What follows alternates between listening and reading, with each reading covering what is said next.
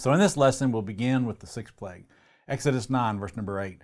So the Lord said to Moses and Aaron, "Take for yourself handfuls of ashes from a furnace, and let Moses scatter it toward the heavens in the sight of the Pharaoh. And it will become fine dust in all the land of Egypt, and it will cause boils that break out in sores on man and beast throughout all the land of Egypt." Then they took ashes from the furnace and stood before Pharaoh, and Moses scattered them toward heaven. And they caused boils that break out in sores on man and beast. And the magicians could not stand before Moses because of the boils, for the boils were on the magicians and on all the Egyptians. But the Lord hardened the heart of Pharaoh, and he did not heed them, just as the Lord had spoken to Moses. We don't read about Moses warning Pharaoh or giving him a chance to prevent this plague from happening. However, we learn that he was in the presence of the Pharaoh, so it's possible that he warned him like he usually did, but the Bible doesn't always give us every single detail of every single thing that happened. As we read, Moses took some ash from the furnace and he scattered it into the air, and it's caused boils to break out on man and beast.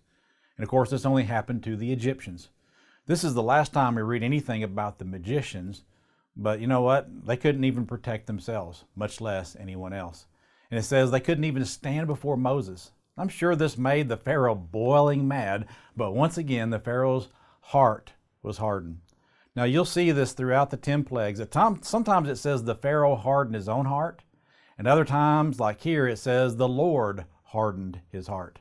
Now this is not saying that God violated his free will and made him resist, but it's saying that the actions of God caused him to harden his heart because of his pride, and it will continue to drive him to resisting whatever God throws at him.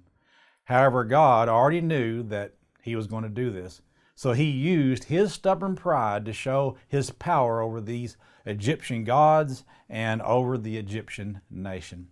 So let's consider a few of the Egyptian gods associated with this plague. First, there was Imhotep, who was supposed to be the god of healing or medicine. He's one of the few alleged gods that was an actual person. The goddess Isis was supposed to be able to heal the sick as well.